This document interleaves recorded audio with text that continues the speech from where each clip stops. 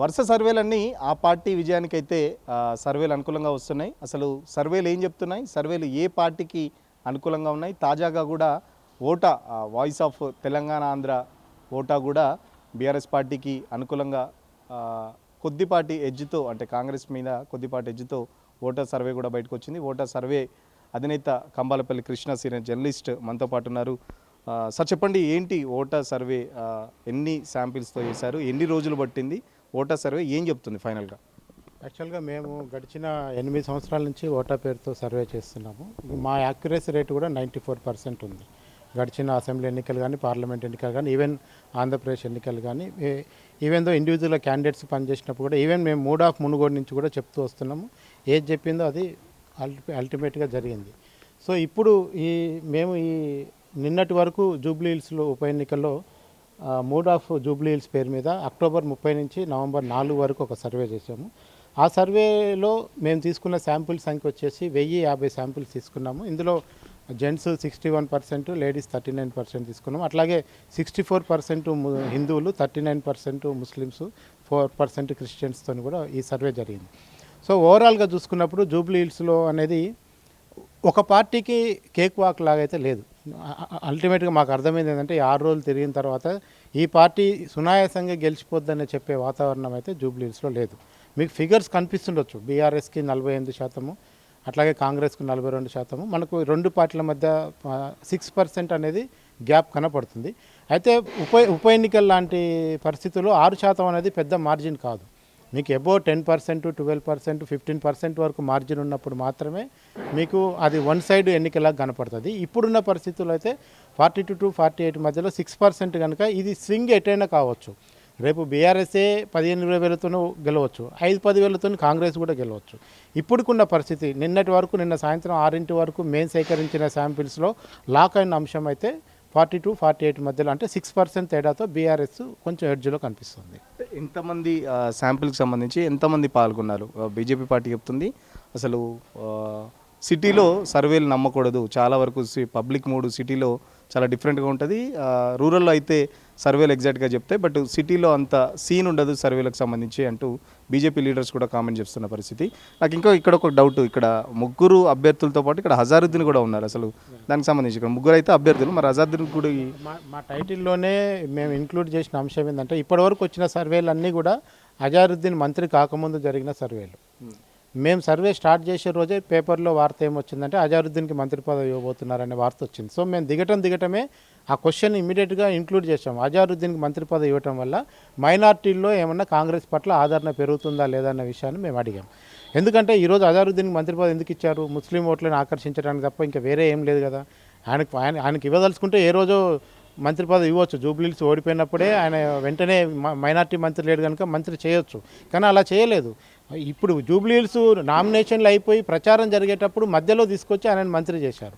So ఇది కేవలం minority ఓట్లను ఆకర్షించడానికి చేసిన ప్రయత్నం కనుక ఆ ప్రయత్నం ఎంతవరకు కాంగ్రెస్ సక్సెస్ఫుల్ అవుతుందని మేము మాట్లాడినప్పుడు జనం క్లియర్గా చెప్పారు, ఆయనకు మంత్రి పదవి ఇస్తే మేమందరం ఎందుకు ఓటేస్తామని మైనార్టీలు అడుగుతున్నారు. అసలు జూబ్లీహిల్స్ నియోజకవర్గంలో ముస్లిం మైనార్టీలు అందరూ ఒక పార్టీ వైపు లేరు, డివైడ్ అయి ఉన్నారు. బీఆర్ఎస్ సెక్షన్ బీఆర్ఎస్కు ఉంది, కాంగ్రెస్ సెక్షన్ కాంగ్రెస్కు ఉంది, ఎంఐఎం సెక్షన్ ఎంఐఎంకు ఉంది. ఎంఐఎం కాంగ్రెస్ కలిస్తే బీఆర్ఎస్కున్న మైనార్టీ ఓట్లను బీట్ చేస్తారా లేదనేది ఇక్కడ క్వశ్చన్. పోనీ అజారుద్దీన్కి మంత్రి పదవి ఇవ్వడం వల్ల మైనార్టీల ఉద్ధరణ జరుగుతుంది, ఆయనకు ఇవ్వటం కూడా మైనార్టీ సంక్షేమ మంత్రి ఇచ్చినట్టున్నారు. సో మైనార్టీ వెల్ఫేర్ ఇచ్చారు. సో ఆ క్రమంలో ఆయనకి ఇవ్వటం వల్ల మేమెందుకు ఓట్లు వేస్తామనే వారి సంఖ్యతో అసలు ఆయనకి ఇవ్వాల్సిన అవసరం లేదని మాట్లాడుతున్న వాళ్ళు కూడా ఉన్నారు. సో అందుకని మేము క్లియర్గా అన్నిటికంటే లేటెస్ట్ అప్డేట్గా, ఎందుకంటే నిన్నటితోనే ఇది ముగిసింది కనుక అజారుద్దీన్ అప్డేట్తోనే రిలీజ్ చేసిన సర్వే కనుక ఇందులో మైనార్టీల అభిప్రాయం కూడా మేము చాలా గణనీయంగా సేకరించాం. ఇంక్లూడింగ్ ముస్లిం మైనార్టీ మహిళల నుంచి కూడా మేము అభిప్రాయాలు తీసుకున్నాము. మహిళలు చాలామంది, ముస్లింలలో ఉన్న మహిళలు కూడా చాలామంది ఎంఐఎం చెప్తే ఓటేస్తారా అనే పరిస్థితిలో కూడా మాట్లాడుతున్నారు. అంటే ఎంఐఎం శాసనం చేస్తే ఓల్డ్ సీట్లో ఓట్లు పడ్డట్టు జూబ్లీహిల్స్లో పడతాయని ఎవరు అనుకుంటే కూడా అది అమాయకత్వమే అవుతుంది. సో ఇంకా రెండో విషయం, నేను రాజకీయ కామెంట్లు చేయను, కానీ సర్వేల విషయంలో ఎర్రర్ పర్సెంటేజ్ అనేది ఎప్పుడైనా ఉంటుంది. భారతదేశ వ్యాప్తంగా పెద్ద సర్వే సంస్థలే బొక్కబోర్ల పడ్డ రోజులు కూడా ఉన్నాయి. సో సర్వేలు హైదరాబాద్లో పనిచేయవంటే హైదరాబాద్లో వర్కౌట్ అయిన సర్వేలు ఉన్నాయి, రూరల్లో కూడా వర్కౌట్ కాని సర్వేలు కూడా ఉన్నాయి. సో అందుకనే మనం దీన్ని అట్లా చేయకూడదు. మూడ్ ఆఫ్ ద పీపుల్ని ఎంత దగ్గరగా పట్టుకోగలుగుతున్నాం, ఆ స్వింగ్ని ఎలా గమనించగలుగుతున్నా దాన్ని బట్టే సర్వేలు డిపెండ్ అవుతాయి. ఇంకోటి సర్వేలు ఎప్పుడు కూడా మూడ్ని చూపిస్తాయి. నేను 12,500 ఓట్లతో గెలుస్తామని ఎవడని చెప్తే అంతకంటే అమాయకత్వం ఏం లేదు. సో ఎందుకంటే అట్లా జరగదు. ఎలక్షన్ అనేది నిన్న సాయంత్రానికి మా దగ్గర ఇరిపోయింది, ఇవాళ సాయంత్రానికి ఎంతో కొంత స్వింగ్ ఎటో ఒకటి మారచ్చు, పర్సెంటేజ్ పెరగటం తగ్గటం జరగవచ్చు. సో అందుకనే సర్వేలు ఏంటంటే మూడు ఓకే, ఈ నియోజకవర్గంలో వీళ్ళు గెలిచే అవకాశం ఉందని మాత్రం చెప్పగలుగుతాం. 15,000 మెజార్టీతో గెలిపిస్తామని ఎవరైనా సర్వే సంస్థ చెప్తే కూడా అది అబద్ధం అవుతుంది, జరగదు కూడా అట్లా. అంటే మీ సర్వేలో దాదాపు 6% తేడా ఉందని చెప్తున్నారు. సో 6% తేడా మళ్ళీ ఏమన్నా చేంజ్ కావచ్చా, లేకపోతే 6% తేడా మళ్ళీ కాంగ్రెస్కి ఏమైనా టర్న్ అవుట్ అవుతుంది అంటారా, లేకపోతే 6% ఇంకా పెరిగి బీఆర్ఎస్కి ఏమైనా ప్లస్ అవుతుంది అనుకుంటున్నారా? ఏం చెప్తున్నారంటే ఇంకొకటి, దాదాపు 3 లక్షలు 4 లక్షల పైగా ఓటర్లున్న మీరు జూబ్లీహిల్స్లో మీరు కేవలం 1000 మందితో మాత్రమే శాంపిల్స్ని ఎట్లా ఫైనల్ చేసుకుంటున్నారు? ఇదే ఫైనల్ అని ఎట్లా అనుకోవచ్చు? ఎప్పుడు కూడా నేను ఇంతకు ముందుగా చెప్పిన క్లియర్గా, ఇది సర్వే ఫైనల్ కాదు, మూడు చెప్తుంది. ఇంకోటి, శాంపిల్స్ 4 లక్షల మంది దగ్గర పోయి శాంపిల్ తీసుకోవడం అనేది ఎవరికి కూడా సాధ్యం కాదు. ఏ సర్వే సంస్థ కూడా భారతదేశ వ్యాప్తంగా ప్రాముఖ్యత గల సంస్థలు కూడా దేశవ్యాప్తంగా 1,00,000 శాంపిల్ తీసుకుంటారు. మన దేశంలో ఎన్ని కోట్ల మంది ఉన్నారు, 1,00,000 శాంపిల్ ఎట్లా వర్కౌట్ అవుతుందంటే అది తీసుకునే సైంటిఫిక్ అనే దాన్ని బట్టి ఉంటుంది. సైంటిఫిక్ డేటా సేకరించడంలో ఉంటుంది. నాకున్న ఈ 8 ఏళ్ళ అనుభవంతో కరెక్ట్గా 600 శాంపిల్ కనుక కరెక్ట్గా నియోజకవర్గంలో తీస్తే కూడా రిజల్ట్ చెప్పొచ్చు, ఎవరు గెలుస్తారు, ఎన్ని ఓట్లు వస్తాయన్నది పక్కన పెడితే ఎవరికి గెలిపో చెప్పొచ్చు. అంత సైంటిఫిక్గా వర్క్ జరగాలి. సో అందుకనే శాంపిల్ సంఖ్యను బట్టి ఎప్పుడు కూడా చేయదు. ఇది మూడ్ ఆఫ్ ద పీపుల్స్ యొక్క మైండ్ని రీడ్ చేస్తుంది. సో అందుకనే ఖచ్చితంగా జూబ్లీహిల్స్లో మీరు అన్న ఇంకో కీలకమైన ప్రశ్న ఏంటంటే, ఇది ఇలాగే ఉంటుందని నేను కూడా అనుకోవట్లేదు. ఎందుకంటే 4 నుంచి 6% అనేది పెద్ద పర్సెంటేజ్ కాదు. రేపు కాంగ్రెస్కు టర్న్అవుట్ కావడానికి 100కు 100 అవకాశాలు ఉన్నాయి. ఎట్లున్నాయంటే, ఇప్పటివరకు కాంగ్రెస్ పనిచేస్తున్న పద్ధతులు వేరు. రేపటి నుంచి కాంగ్రెస్ యొక్క ప్రభుత్వ యంత్రాంగాన్ని వాడుకొని ఇప్పటివరకు ఎక్కడెక్కడ లోటుపాటు జరిగినా వాటన్నిటిని కంటే సమీక్షించుకొని కాంగ్రెస్ కనుక మళ్ళీ ప్లాన్ చేంజ్ చేసింది అనుకోండి, రేపు ఇది 5,000 6,000 ఓట్లతో కాంగ్రెస్ బయటపడ్డా ఆశ్చర్యపోవద్దు. సో అందుకనే ఇది ఖచ్చితంగా వన్ సైడ్ అనేది లేదు, కేక్ వాక్ ఏ పార్టీకి కాదు. ఖచ్చితంగా ఇది మళ్ళీ ఇంకొకటి కూడా ఉంది, కాంగ్రెస్ ఇప్పటివరకు కొన్ని తప్పులు చేస్తూ వస్తుంది అన్నది వితిన్గా వాళ్ళు కూడా. ఈ తప్పులు కంటిన్యూ అయినాయి అనుకోండి, ఇవాళ 5,000 10,000 ఉన్న బీఆర్ఎస్ మరి 20,000తో కూడా గెలవచ్చు. సో అందుకనే ఎవరు ఎంతవరకు రెక్టిఫై చేసుకొని బయటపడతారనే దాన్ని బట్టి ఆధారపడి ఉంటుంది. ఇది ఫైనల్గా ఈ పార్టీకి ఈరోజు ఎడ్జ్ చూపిస్తుంది. 11వ తారీఖు ఏదైనా జరగవచ్చు, అందులో డౌట్ లేదు. సహజంగా మీరు ఇచ్చిన ఏదైనా సర్వే వస్తే, ఇప్పుడు కాంగ్రెస్ పార్టీ చెప్తుంది గత 2-3 సర్వేలు బీఆర్ఎస్కి అనుకూలంగా రావడంతో కాంగ్రెస్ పార్టీ కూడా సర్వే సంస్థల మీద దుమ్మెత్తి పోస్తున్న పరిస్థితి, డబ్బులు తీసుకుంటున్నారు సర్వేలకు సంబంధించి, కావాలని అనుకూలంగా సర్వేలు చేయించుకుంటున్నారు అటు కేటీఆర్ కానీ లేకపోతే హరీష్ కానీ అని చెప్పేసి కాంగ్రెస్ పార్టీ ఆరోపిస్తుంది. సో మీ సర్వే వెనకాల ఎవరైనా ఉన్నారా, లేకపోతే మీ సర్వే స్వచ్ఛందంగా చేశారా, ఏం చెప్తారు? ఇది నేను జనరల్గా క్లయింట్లకు పని చేసినప్పుడు వాళ్ళ వరకే ఇస్తాం కానీ బయటికి రిలీజ్ చేయము. ఇది బ్రాండ్ ఇమేజ్ కోసం చేసుకున్న సర్వే. నేను గతంలో మూడ్ ఆఫ్ ఏపీ 1 ఇయర్ చేశాను, తెలంగాణలో 1 ఇయర్ చేశాను. ఈవెన్ మొన్న కవిత గారు పార్టీ పెడతా అంటే కూడా కవిత ఇంపాక్ట్ ఆన్ తెలంగాణను కూడా మనమే ఫస్ట్ సర్వే చేశాం. సో దీని వెనకాల ఎవరు స్పాన్సర్ లేరు. ఫస్ట్ ఆఫ్ ఆల్ నాకు ఏ పార్టీకి అనుకూలంగా ఇవ్వాల్సిన అవసరం లేదు ఫస్ట్ ఆఫ్ ఆల్. రెండోది, నేను ఇప్పటివరకు కూడా నేను ఏ రకంగా అయితే సర్వే చేస్తానో అదే పద్ధతిలో దీన్ని కూడా శాంప్లింగ్ చేసిన. చాలామంది ఎప్పుడైనా సరే నేను గతంలో కాంగ్రెస్ గెలుస్తుందని చెప్పాను, అప్పుడు బీఆర్ఎస్ వాళ్ళు నన్ను విమర్శించారు. ఇప్పుడు బీఆర్ఎస్ గెలుస్తుందని చెప్తున్నా, కాంగ్రెస్ వాళ్ళు విమర్శిస్తారు. సో అది పెద్ద ఇవి లైట్ తీసుకోవాలి. మనం పార్టీలకు బురద మనం అంటించుకుంటే మనం పని చేయలేము సర్వే ఏజెన్సీలుగా. సో అందుకనే ఖచ్చితంగా ఇది ఇండిపెండెంట్ సంస్థగా నా సంస్థ బ్రాండింగ్ కోసం చేసిన సర్వే. ఇది రేపు తప్పైనా కానీ నేను తప్పైందని ఒప్పుకుంటాను, నాకేం మొహమాటం లేదు. ఎందుకంటే ఎవరి కోసం చేయలేదు, ఎవరి కోసము తీసుకొని చేయలేదు కనుక నాకేం ఇబ్బంది లేదు. ఈరోజు నేను అంచనా వేసింది ఇది గ్రౌండ్ రియాలిటీ. రేపు ఇదే నిజం కావచ్చు, కాకపోవచ్చు. సో రెండింటితో కూడా నాకేం ప్రాబ్లం లేదు. మీరు ఒకటి కీలకమైన అంశాలు చెప్పారు, సైంటిఫిక్గా చేస్తే కోట్లలో 600 శాంపుల్. ఏంటి ఆ సైంటిఫిక్ రీజన్స్ ఏంటి? అంటే ఏ విధంగా సర్వే చేస్తారు, ఎలాంటి వారిని ఎంపిక చేస్తారు, ఎలాంటి వారు చెప్తే ఓవరాల్ ఓటర్లు చెప్పినట్లు మీరు అంచనా వేసుకుంటారు? యాక్చువల్ మీరు మా మార్కెట్ యొక్క సీక్రెట్స్ అడుగుతున్నారు. ఎందుకంటే మార్కెట్ సీక్రెట్ నేను చెప్పుకుంటూ పోతే, ఎందుకంటే శాంప్లింగ్ తీసుకోవడంలోనే ఒక నియోజకవర్గాన్ని ఒక యూనిట్గా తీసుకున్నప్పుడు జూబ్లీహిల్స్ పరిస్థితి ఒక తీరుగా ఉంటుంది, మనకు వరంగల్లో జనగాం పరిస్థితి ఒక తీరుగుంటుంది. జనగాంకు అప్లై చేసిన మెథడాలజీ జూబ్లీహిల్స్లో చేస్తే ఫెయిల్ అవుతాం. సో జూబ్లీహిల్స్లో చేసిన మెథడాలజీ ఖైరతాబాద్ కూడా పనికిరాదు ఒక్కోసారి. ఖైరతాబాద్ జూబ్లీస్ ఆనుకునే ఉంటాయి, కలిసిపోయి కూడా ఉంటాయి, కానీ పనికిరాదు. ఎందుకంటే ఏ నియోజకవర్గం ఆ నియోజకవర్గమే. సో దీనికి వేసుకునే స్కెచ్ దీనికి వేసుకోవాల్సిందే. సో ఇక్కడ ఏ టైప్ ఆఫ్ శాంపిల్ సెలెక్ట్ చేస్తే ప్రజల యొక్క మైండ్ సెట్ వస్తుంది అనేది అది మా ఇంటర్నల్ విషయం. అట్లాగే నీకు జనగాం పోయి చేయాల్సి వచ్చినప్పుడు కూడా దానికి ఒక స్కెచ్ ఉంటుంది. అందుకనే దాన్ని కులాల వారిగా చూడాలి, మతాల వారిగా చూడాలి, అక్కడ పనిచేస్తున్న వ్యక్తులు రాజకీయంగా ఇన్ఫ్లుయెన్స్ అయ్యేవాళ్ళు. మేము ఫస్ట్ చేసే ఒక సీక్రెట్ చెప్తా ఏనండి, వైట్ అండ్ వైట్ ఉన్న దగ్గరికి మేము పోము ఫస్ట్. ఎందుకంటే రాజకీయంగా ఆల్రెడీ ఒక అభిప్రాయం ఉన్న దగ్గర పోతే వాడు అదే చెప్తాడు, మా పార్టీ గెలుస్తుందని చెప్తాడు, వాని దగ్గర పోయి కూడా వేస్ట్. సో అందుకే న్యూట్రల్స్ దగ్గరికి చాలా రాజకీయంగా రెగ్యులర్ చర్చలు చేస్తూ ఒక అభిప్రాయాన్ని బిల్డ్. ఇంకోటి ఇన్ఫ్లుయెన్స్ పర్సన్స్ ఉంటారు.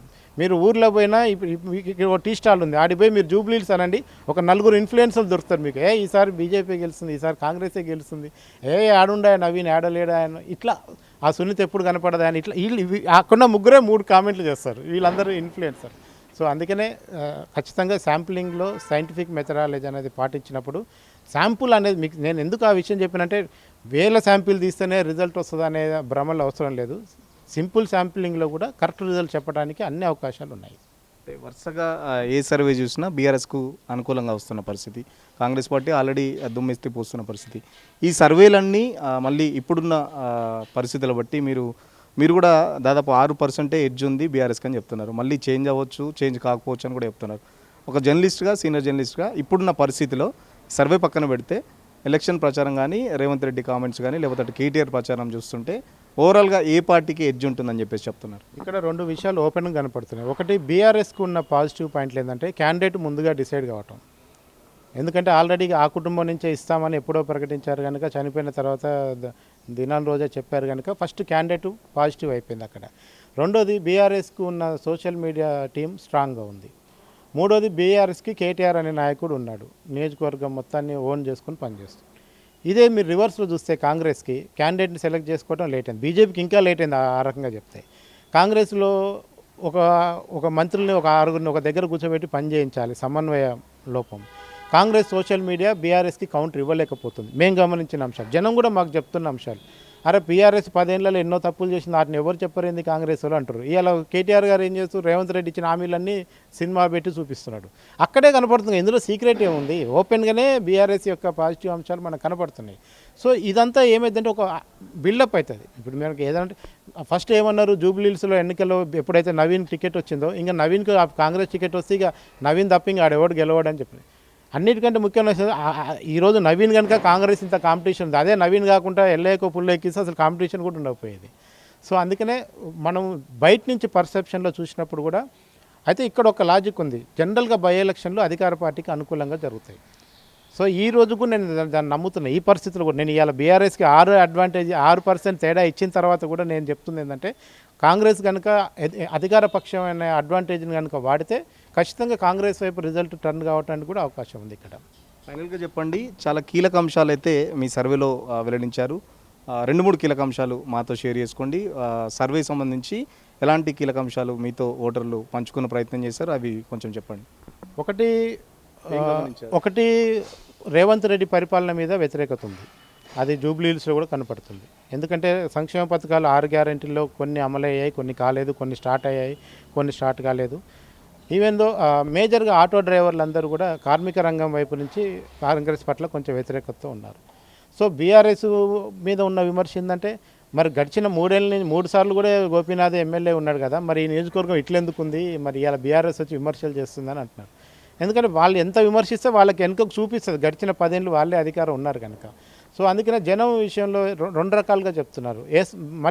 మళ్ళీ సునీతని గెలిపిస్తే మళ్ళీ పోయి ఆమె మనకు కనపడుకుంటుంటుంది. కాంగ్రెస్ చేసిన సోషల్ మీడియా అదొకటి చూశాను నేను, సునీత గెలిస్తే పోయి గుంటూరులో ఉంటుంది, నవీన్ గెలిస్తే యూసుఫ్గూడలో ఉంటాడు అనేది ఒక ప్రచారం చూస్తున్నాం. సో అందుకనే జనం కూడా ఏం చెప్తున్నారంటే, యూసుఫ్గూడ డివిజను బోరబండ ఆనుకొని ఉన్న ఎర్రగడ్డలో నవీన్ మావోడు లోకలోడు గెలిపించుకోవాలని ఉంది. ఇక జూబ్లీహిల్స్ మీద ఉన్న ముద్ర ఏంటంటే, ఇది సెటిలర్ నియోజకవర్గం, ఖచ్చితంగా బయట వాళ్ళే వరుసగా గెలుస్తున్నారు, ఈవెన్ దో కూకట్పల్లి, ఇది 2 కూడా బయట వాళ్ళు గెలుస్తారనేది ఒకటి ఉంది. సో ఎవరికి వాళ్ళు అన్ని ఎలక్షన్ అంటే యుద్ధం, అన్ని రకాల యుద్ధ తంత్రాలన్నీ వాడుతున్నారు. సో జనం కామెంట్లలో మాత్రం ఇది క్లియర్గా కనపడుతుంది. ఖచ్చితంగా జూబ్లీహిల్స్లో సెంటిమెంటా డెవలప్మెంటా అనే 2 అంశాలు ముందుకొచ్చాయి. మాకు జనంలో చెప్పిన దాంట్లో కీలకమైన విషయం ఏంటంటే, లోకల్ నాన్ లోకల్ అనేది పెద్ద అంశం కాదనేది మా సర్వేలో వచ్చింది. అన్నిటికంటే ముఖ్యమైనది అయితే హైడ్రా బాగా నష్టం చేస్తుంది కాంగ్రెస్కి ఏమన్నా మైనస్ ఉందంటే హైడ్రా వల్ల జరుగుతుంది. ఎందుకంటే మీకు షేక్పేటలోనే చాలా కూల్చివేతలు జరిగాయి, మణికొండలో జరిగాయి. సో హైడ్రా అనేది తెచ్చిన నష్టం ఖచ్చితంగా కాంగ్రెస్ పార్టీకి ఏదైనా మైనస్ ఓట్లు వస్తే కనుక హైడ్రా వల్ల రావడానికి చాలా అవకాశాలు కనపడుతున్నాయి. అంటే మైనార్టీ ఓట్లు కూడా చాలా కీలకంగా ఉన్నాయి, 1,00,000కు పైగా మైనార్టీ ఓట్లు ఉన్నాయి. సో ఇటీవల అజరుద్దీన్ కూడా మైనార్టీ సంబంధించి మంత్రి పదవి కూడా కట్టబెట్టడం జరిగింది. సో మైనార్టీలంతా కాంగ్రెస్ పార్టీకి టర్న్అవుట్ అయ్యే పరిస్థితి ఉందా, లేకపోతే మీరు మొదటగానే చెప్పారు మైనార్టీలు కూడా అజరుద్దీన్కి ఇస్తే మాకేంటి అని చెప్పేసి కూడా చెప్తున్న పరిస్థితి. సో మైనార్టీ ఓట్లు కాంగ్రెస్ టర్న్ అయ్యే పరిస్థితి లేదా? మరి మైనార్టీ ఓట్లు స్ప్లిట్ అయి ఉన్నాయి, బీఆర్ఎస్కు ఉన్నారు, కాంగ్రెస్కు ఉన్నారు. అసలు జనరల్గా ఇందిరాగాంధీ హయాం నుంచి ముస్లిం మైనార్టీలు కాంగ్రెస్కి సాంప్రదాయంగా ఓటేస్తూ వస్తున్నారు. మన అనేక ఎన్నికల్లో మీరు ముస్లిం మైనార్టీలు అంటే ఫస్ట్ కాంగ్రెస్ ఓటు బ్యాంక్ కింద రాసి పెట్టుకుంటారు. అలాంటి పరిస్థితి నుంచి గడిచిన బీఆర్ఎస్ కొంచెం స్ప్లిట్ చేసి కొల్లగొట్టగలిగింది మైనార్టీలో ఓటు బ్యాంక్ని. సో ఇప్పుడు క్లియర్గా విడిపోయి ఉన్నారు, దాదాపు హాఫ్ మైనార్టీలు అటు హాఫ్ మైండ్ ఇటు అన్నట్టుగా ఉంది. సో ఎవరు స్వింగ్కి వస్తారు? అజారుద్దీన్ ఇంపాక్ట్ అయితే లేదు. అజారుద్దీన్కి మంత్రి పదవి వేయటం వల్ల ముస్లింలందరూ పోలోమని కాంగ్రెస్ కోటేస్తారని అయితే లేదు, అంతవరకు క్లియర్. కానీ కాంగ్రెస్కి ట్రెడిషనల్గా ఉండే మైనార్టీ ఓట్లు ఉన్నాయి. అందులో బీఆర్ఎస్ని కాంగ్రెస్ దెబ్బతీస్తుందా, కాంగ్రెస్ని బీఆర్ఎస్ దెబ్బతీస్తుందా అనేది మాత్రమే కీలకం. సో ముస్లింలు అయితే స్ప్లిట్ అయి ఉన్నారు, సింగిల్గా వన్ సైడ్ లేరు.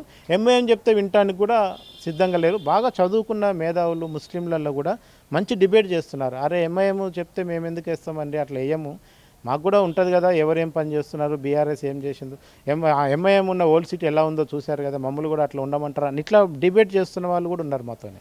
సో అందుకనే కొంచెం ఇంటలెక్చువల్స్లో ఎలైట్ సర్కిల్లో ఖచ్చితంగా డిబేట్ ఉంది. ముస్లింలందరూ ఒక సైడ్ ఓటేయడానికి సిద్ధంగా లేరు, వాళ్ళు కూడా ఆలోచించుకుంటున్నారు, చర్చించుకుంటున్నారు.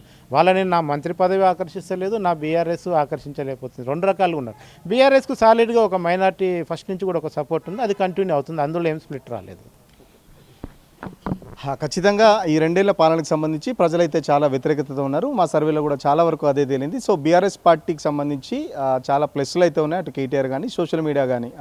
ప్రభుత్వానికి వచ్చేసరికి అటు రేవంత్ రెడ్డి మంత్రులను సమన్వయపరచుకోవడం కానీ, లేకపోతే కాంగ్రెస్ పార్టీ సోషల్ మీడియా కూడా చాలా వీక్గా ఉన్నది. సో దీంతోపాటు హైడ్రా ఏదైతే ఈ 2 ఏళ్ల కాలంలో హైడ్రా కూల్చివేతలకు సంబంధించి కూడా చాలా వరకు జూబ్లీహిల్స్ ప్రజలైతే చాలా నిరాశతో ఉన్నారు. సో కాంగ్రెస్ పార్టీ 2 ఏళ్ల పాలనకు సంబంధించి చాలా వరకు కూడా మాకు సర్వేలో తేల్చి చెప్పడం జరిగింది. సో ఎంఐఎం చెప్పినంత మాత్రాన, హజారుద్దీన్కి మంత్రి పదవి ఇచ్చినంత మాత్రాన మైనార్టీలు కూడా కాంగ్రెస్ పార్టీకి ఓటేయాలని చెప్పేసి ఎక్కడా లేదని చెప్పేసి కూడా మైనార్టీలు ఎదురు ప్రశ్నించిన పరిస్థితి. సో మైనార్టీ ఓట్ బ్యాంకు కూడా బీఆర్ఎస్ కానీ అటు కాంగ్రెస్ కానీ సమానంగా ఉంది. సో ఈ మైనార్టీ ఓటుతో పాటు చాలా వరకు సైలెంట్ ఓటింగ్ అయితే జరిగే పరిస్థితి ఉంది. ఇప్పటికైతే కాంగ్రెస్తో పాటు బీఆర్ఎస్కి అయితే 6% ఎడ్జ్ ఉంది. సో ఒకవేళ గవర్నమెంట్ ఇప్పటివరకు చేసిన తప్పులన్నీ సరిదిద్దుకొని అధికారంలో ఉంది కాబట్టి ఈ లాస్ట్ 2-3 రోజుల్లో ఏదైనా చేసుకుంటే ఆ 6% కాంగ్రెస్ కూడా పోయే అవకాశం ఉంది. లేదంటే ఇంకా అట్లానే చేస్తే ఆ 6% కాస్త 20% అయ్యి బీఆర్ఎస్ కూడా 20,000 మెజార్టీతో కూడా